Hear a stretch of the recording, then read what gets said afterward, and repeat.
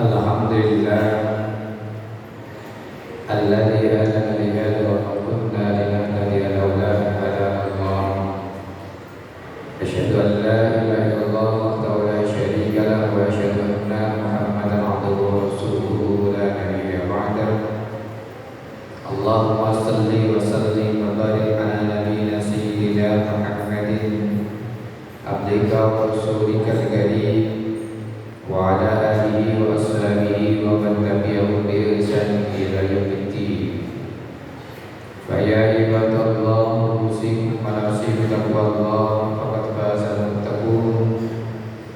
Wa qala Allah ta'ala ya ayyuhalladzina amanu taqullaha wa qulu qawlan sadida yuslih lakum a'malakum wa yaghfir lakum dhunubakum wa may yuti'illah wa rasulahu faqad faza fawzan 'azima. Wa qala Allah aidan Muhammadur Rasulullah walladzina ma'ahu asyidda'u 'alal kuffari rahamau bainahum tarahum ruk'an sujjadan yabtaghuna fadlan minallahi wa ridwana simahum fi wujuhihim min athari sujud. Al-Quran Surat Al-Fatah Surat ke-48 ayat 29. Ma'asyiral muslimin rahimakumullah, senantiasa mengajak diri pribadi kita untuk selalu tahadus nikmat. Tahadus minimal itu memperbarui syukur kita kepada Allah atas nikmat walidain, sehingga diberikan kesehatan, diberikan oleh Allah waktu sempat, bisa mendekatkan diri kita kepada Allah, sholat cuma berjamaah dengan ibadah-ibadah yang lain tentunya dengan penuh kekhusyukan, dengan penuh tawadhu'an, dengan penuh muhasabah, introspeksi diri, muhasabah diri, dengan peningkatan kualitas iman takwa kita kepada Allah. Mudah-mudahan dengan memperkuat iman takwa kita, kualitas iman takwa kita kepada Allah, istiqamah dalam kualitas ibadah untuk proses ketakwaan yang sempurna di hadapan Allah. Mudah-mudahan dengan keikhlasan yang benar kita istiqamah sebagai hamba Allah yang bertakwa. Amin ya rabbal alamin. Salat dan salam semoga terlimpahkan kepada Muhammad sallallahu alaihi wasallam. Mudah-mudahan dengan risalah kenabian beliau, kita sebagai umatnya berusaha komitmen dan istiqamah sebagai umat wasatan, umat moderat, sehingga dalam Quran surat Al-Baqarah 143, wa kadzalika ja'alnakum ummatan wasatan litakunu syuhada'a 'alan nas wa yakuna rasulu 'alaikum syahida. Dan demikianlah kami jadikan kalian semua sebagai umat moderat, umat yang selalu hatinya berakidah tauhid kepada Allah, berkarakter keislaman yang benar, dan pikiran-pikiran yang selalu terbuka. Mudah-mudahan dengan umat moderat ini kita sebagai umat Rasulullah, baik dari segi akidah, ibadah, dan akhlak bermuamalah sesuai dengan ittiba Rasulullah sallallahu alaihi wasallam. Kaum muslimin rahimakumullah, tema yang tentunya kita bawakan ini adalah akhlak karakteristik muslim modern. Sehingga Allah berfirman dalam Quran surat Al-Fatah surat 48 dan 9, ada 4 hal yang perlu kita paham tentang akhlak karakteristik muslim yang modern. Kita sebagai umat Islam tentunya paham akan itu, karena hidup kita di zaman sekarang dan masa yang akan datang, modernasi modern dalam kehidupan selalu kita imbangi dan kita ikuti. Maka tentunya akidah yang benar sebagai patokan agama selalu jadikan yang terbaik dalam diri kita. Maka Allah berfirman surat Al-Fatih surat 8 ayat 9 itu, Muhammadur Rasulullah walladzina ma'ahu asyidda 'alal kuffar Nabi Muhammad itu adalah utusan Allah, dan karakteristik akhlak moral muslim moderat yang dikatakan Allah yang pertama adalah pengikut Nabi Muhammad itu haruslah asyidda al kufar, tegas terhadap kekufuran. Asyidda itu ismut tafdil awal dari asyaddu, yaitu tegas. Makanya kita semuanya harus ada ketegasan dalam hidup, terutama dari segi akidah, keyakinan kita kepada Allah, kualitas iman takwa kita kepada Allah.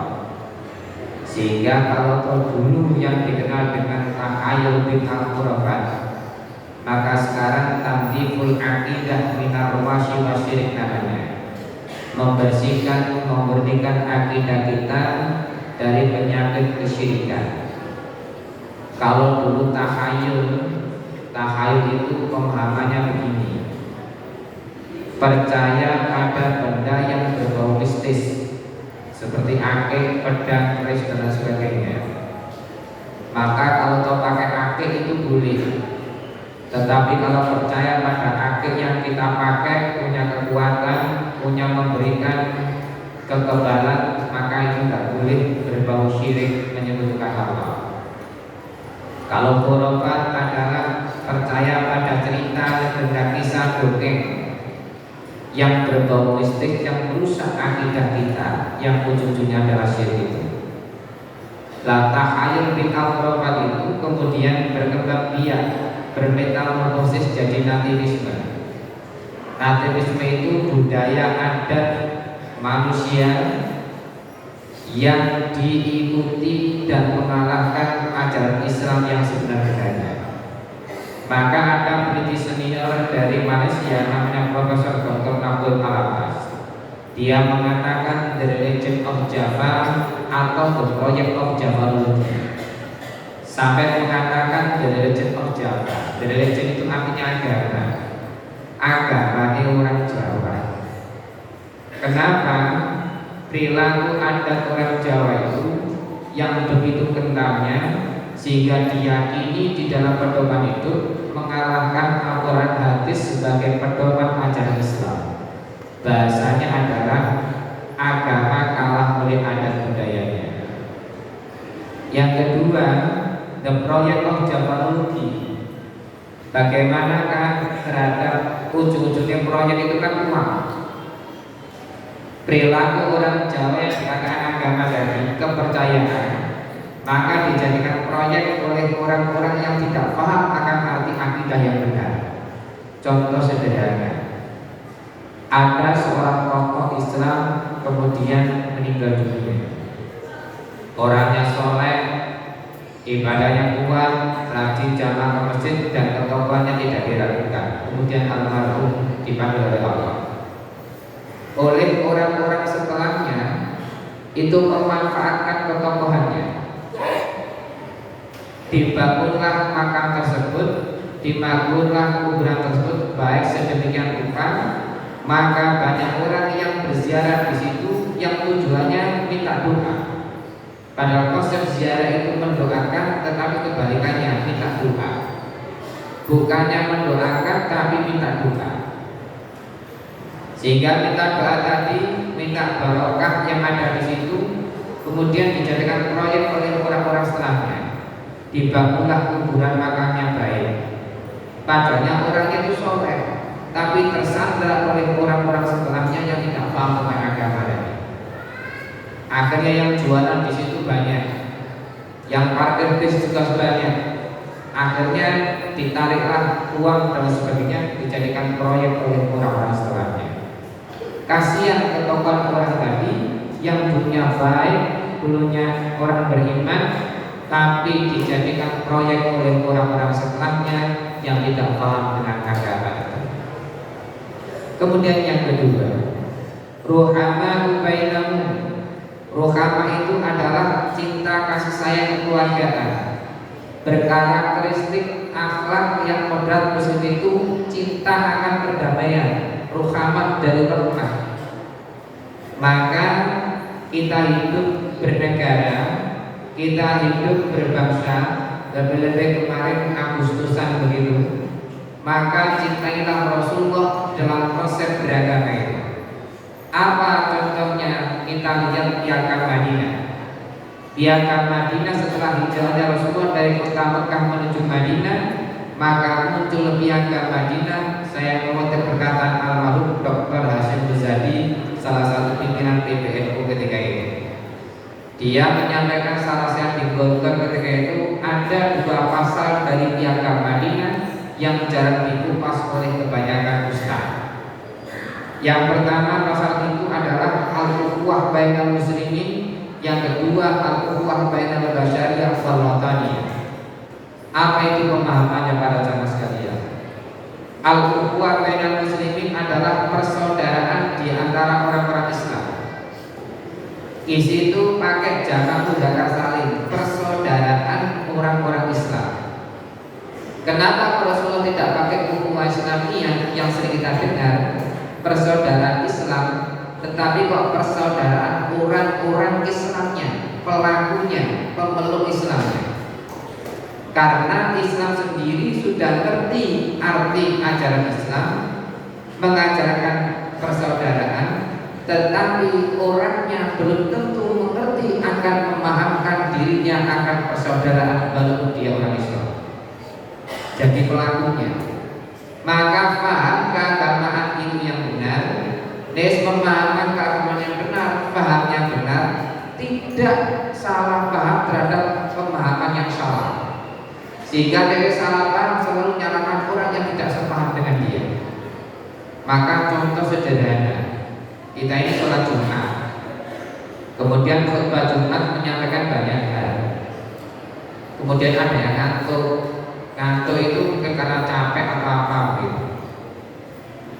Nah, ketika ngantuk tiduran tadi, dia tidak mendengar kalimat sebelumnya yang disampaikan oleh khutbah Jumat tadi.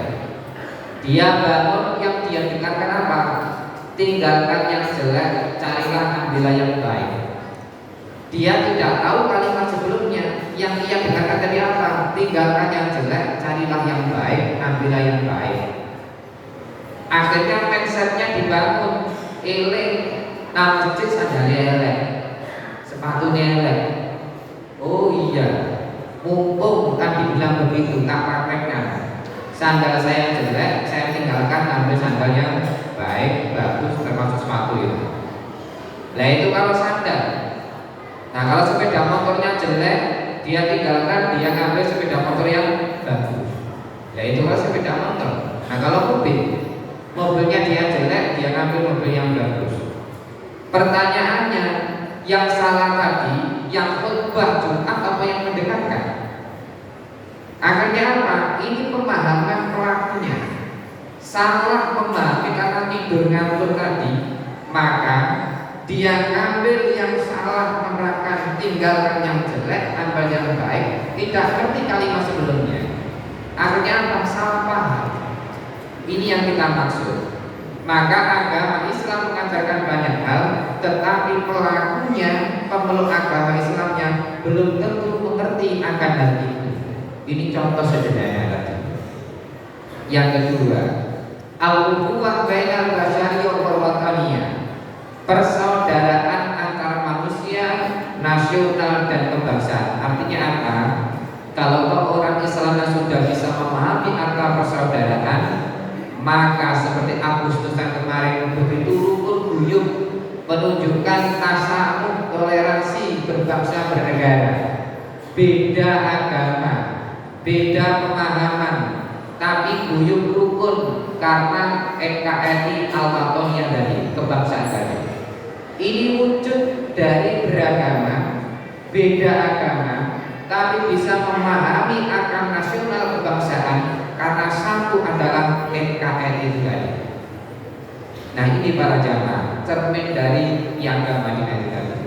Kemudian yang ketiga, kata Allah, akhlak karakteristik muslim yang benar itu adalah tarawuh ruk'an sujada yabda'una fadlan minallahi wa ridwana. Pemahamannya, kita sholat, kita rukuk, kita sujud, kita ibadah, yang tiada lain niatan kita hanyalah ibadah karena mencari karunia dan ridha Allah Subhanahu wa taala. Artinya sholat kita, ibadah kita itu kita niatkan ibadah karena Allah. Infak sedekah kita niatkan karena Allah, bukan karena kepingin dipuji orang, bukan karena biar disanjung orang dan sebagainya. Maka niatannya hanyalah ibadah karena Allah, maka di situ akan dinilai pahala yang baik karena keikhlasan kita di dalam berjuang di jalan Allah. Kemudian yang terakhir kata Allah, simahum fi wujuhim min asari sujud. Akhlak karakteristik muslim yang moderat itu adalah ada bekas nilai-nilai sujud sholat kita. Apa artinya asal sujud itu? Ada aplikasi dalam kehidupan. Dalam bahasa HP itu, bahasa HP sekarang itu aplikasi. Banyak kita terapkan dalam kehidupan sebagai wujud al-arkan, yaitu pengamalan terhadap keimanan kula jenengan. Apa buktinya? Khairun nas anfa'u linnas wa ahsanu khuluqan, kata Rasulullah. Sebaik-baik manusia itu adalah yang paling bermanfaat bagi manusia lain dan yang paling baik akhlak budi pekertinya. Imannya, kalau kita sholatnya baik, ibadah kita baik, maka kita terapkan dalam kehidupan dengan keluarga yang rukun, dengan orang tua yang berbakti, dengan tetangga yang rukun, dengan siapapun bekerja tidak mohon maaf, tidak saling musuhan, selalu rukun dulu. Itu penerapan dari kehidupan karena nilai-nilai ibadahnya tadi. Lah para jemaah sekalian, 4 hal itu tadi memahamkan bagi kita, mudah-mudahan kita semuanya punya akhlak berkarakter muslim yang moderat, sehingga jadikanlah diri kita orang Islam yang sebenar-benarnya. Amin ya rabbal alamin. Aku qouli hadza wa astaghfirullahi wa lakum wa li jami'il muslimin wal muslimat fastaghfiruhu innahu huwal ghafurur rahim.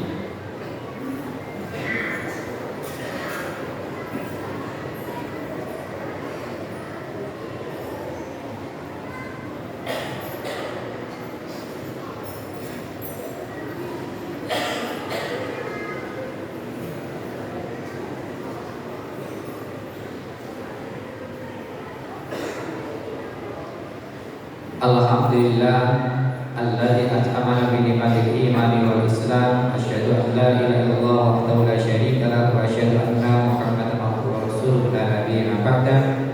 Allahumma shalli wa sallim wa barik ala nabiyyina sayyidina Muhammadin abdika wa rasulika al-karim wa ala alihi wa sahbihi ajma'in.